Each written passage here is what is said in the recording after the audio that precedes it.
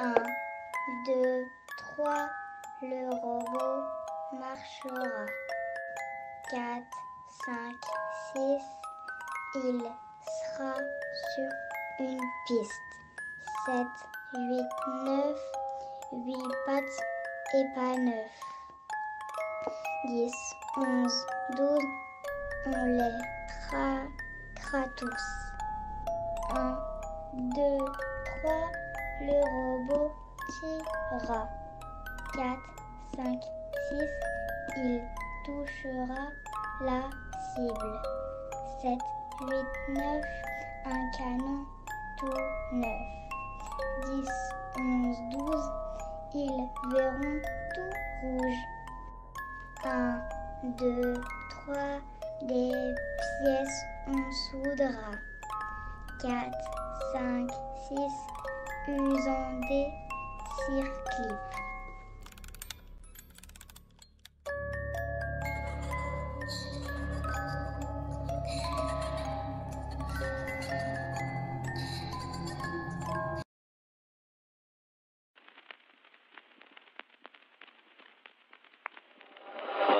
Welcome to our freak show, come meet my monsters.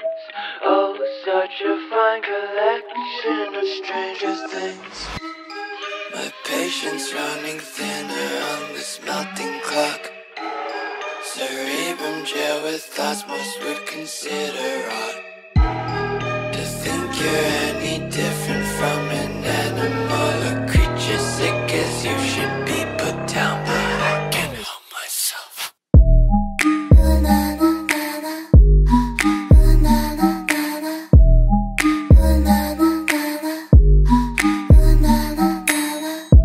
Welcome to our freak show, come meet my monsters. Oh, such a fine collection of stranger things. Please don't hide your imperfections. Nature took to try to make the man in white. No, I don't mind. You are a beauty, not temptation. You're my creation. Donc maintenant, nous allons nous intéresser au fonctionnement du robot. Donc, le robot, en fait, est divisé en 4 parties.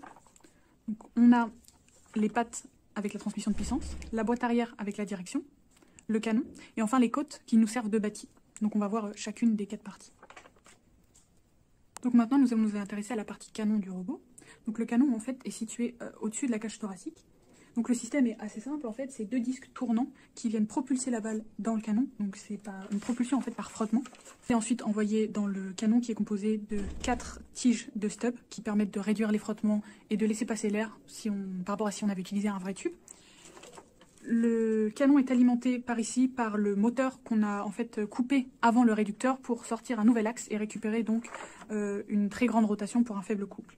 Les disques ont été dimensionnés en début de conception de telle sorte à ce qu'on ait une propulsion d'une balle pour une distance de 80 cm de la cible. On a choisi de faire un entraxe réglable entre les 2 disques pour permettre de mieux serrer la balle. Donc c'est en fait le boîtier à roulement qui peut être réglable. Une fois en bonne position, on a juste à visser les vis et l'entraxe est fixé. Pour ce qui est maintenant de la libération de la balle, donc en fait c'est cette pièce-là qui a un obturateur qui va venir pivoter pour permettre de prendre une balle, la laisser passer tout en bloquant la suivante et il vient se remettre en position pour permettre de recommencer le cycle. Au niveau du design, on a choisi de donner l'impression que le canon est englué dans une toile d'araignée en haut de la cage thoracique. Donc c'est pour ça qu'on a privilégié le plexiglas pour la majorité de nos pièces. Donc les plaques qui maintiennent le tout sont réalisées à la freineuse à panneau, car on avait la fraise à panneau plutôt que le laser, car on avait besoin de faire des niches pour les roulements. Les disques, les poulies ont été réalisés au tournage. Et le reste des petites pièces a donc été réalisé à la laser. Donc maintenant, passons à la cage thoracique. Donc en fait, la cage thoracique, c'est le bâti de notre robot, c'est la partie principale qui relie toutes les autres parties. Donc en fait, elle a été créée en soudant plusieurs tubes d'aluminium. Donc pour cela, on a créé des gabarits de 1 pour couper les tubes et de 2 pour les souder. Donc une fois mis en place, on n'a plus qu'à souder. La vertèbre centrale a été réalisée aussi en aluminium grâce à un tour 3 axes. Toutes les pièces ont été réalisées en aluminium et creuses si possible, ça nous permettait d'alléger le poids du robot. Ensuite, les 3 paires de côtes sont montées sur une colonne vertébrale, puis goupillées. il fallait régler la hauteur du canon. Donc précisément, si possible, à 50 cm du sol. C'est pour ça qu'on a décidé de créer cette pièce-là. Donc cette pièce vient coulisser dans le tube, donc permet, en coulissant, de régler l'écartement des côtes, qui a été modifié à cause du soudage. Et ça nous permettait aussi de régler la hauteur du canon. En fait, les vis viennent à travers un trou oblong sur les côtés du canon. Une fois la bonne hauteur réglée, il n'y a plus qu'à visser les vis pour figer cette hauteur. Parlons maintenant du système de propulsion. Donc on a décidé de faire un système de propulsion à l'avant. Donc on a utilisé le modèle de pattes de Janssen. On a décidé de mettre 8 pattes pour la simple et bonne raison qu'on veut tirer en marchant. Et pour pouvoir tirer en marchant, il faut assurer une certaine stabilité. Donc quand on n'a que 2 pattes ou 4 pattes, le robot a tendance à trotter en stable. Donc vu qu'on avait 8 pattes, on a imaginé un module de montage des pattes. Toutes les pattes sont mises par paire et décalées de 1/4 de tour chacune. L'anthrax ici, on a décidé de la faire fixe, mais car vu qu'on avait 8 pattes, ça aurait été difficile de faire un système de réglage pour les 8 pattes, mais on a décidé de mettre une roue dentée dont le diamètre est trouvé expérimentalement pour avoir la meilleure tension de courroie. Vu que les pattes devaient être décalées d'1/4 de tour, cet axe-là, on a décidé d'en plus le reprendre à la fraiseuse manuelle pour faire des méplats, donc décalés d'1/4 de tour, pour assurer le bon déphasage de toutes les pattes. Toutes les pattes ont été découpées à la jet d'eau. Pour éviter le frottement dû au trop grand nombre de pattes, on a décidé de mettre des paliers partout. Donc ces paliers-là ont été usinés autour et pour les paliers dans les pattes en elles-mêmes, on les a reçus grâce au sponsoring de Idus. Donc pour rigidifier l'ensemble, on a décidé de mettre des entretoises. Donc en fait c'est du tube creux entre chaque paire de pattes et de venir serrer le tout avec un système d'écrou contre écrou. Sur cet axe-là vient la courroie qui est reliée au moteur. Donc en fait la courroie reliée au moteur passe sous tout le robot en fait. Donc ici on a les côtes et vient dans la boîte arrière. Maintenant nous allons parler de la boîte arrière. Donc en fait la boîte arrière est fixée à la colonne vertébrale grâce à cette petite pièce. Donc ces deux pièces là sont soudées et cette pièce là est vissée dans le plexiglas de la boîte arrière. La boîte arrière a été réalisée totalement en plexiglas. On a voulu donner l'impression, toujours cette impression de toile d'araignée, mais aussi pouvoir permettre à l'utilisateur et au spectateur de voir tout ce qui se passe à l'intérieur. Donc d'où le choix du plexiglas. Donc en fait, dans cette boîte arrière, on a deux parties, donc tout ce qui est transmission de puissance et tout ce qui est direction. Pour ce qui est de la partie transmission de puissance, on a une sortie sans réducteur qui monte jusqu'au canon pour l'alimenter, et une sortie avec le réducteur, donc qui nous démultiplie le couple, qui envoie grâce à une courroie la puissance aux pattes. Ces plaques-là ont été réalisées à la fraiseuse à panneaux, on avait besoin d'un logement pour les roulements. Ici, en fait, pour la courroie de transmission de puissance aux pattes, on a un galet tendeur qui vient donc tendre la courroie. On a fait des évidements de sorte à ce que ça ressemble un peu à une boîte de vitesse pour permettre de tendre plus ou moins la courroie. Les roues ont été découpées à la jet d'eau dans de l'aluminium et ont été reprises autour pour faire une gorge. Ici, on a un joint en fait pour être plus adhésif avec le sol. Les paliers en laiton ont été montés à la presse sur les roues pour permettre de réduire le coefficient de frottement au niveau de l'axe. Donc maintenant, intéressons-nous à la direction. Donc en fait la direction se cache dans le bas de la boîte arrière. Donc c'est tout simplement un parallélogramme déformable, actionné donc par un actionneur qui permet de faire bouger les roues. Toutes ces pièces ont été découpées à la jet d'eau, donc ces pièces-ci ont été reprises à la fraiseuse manuelle.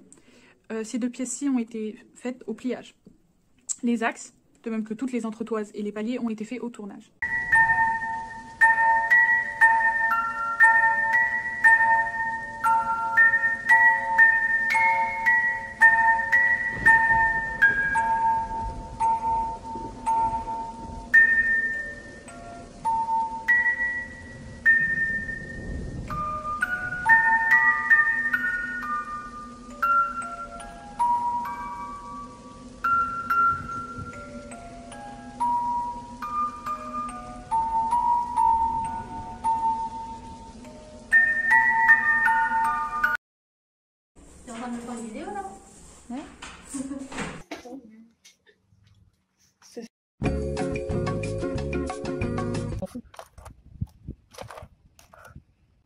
C'est le robot.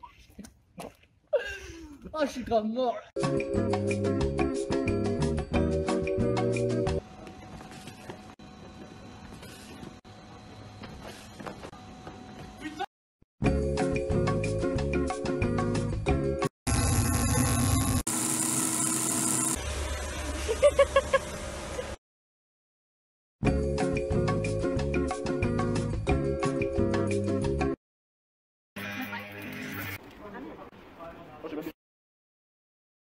Tu crois que tu ne vois pas, Jonas?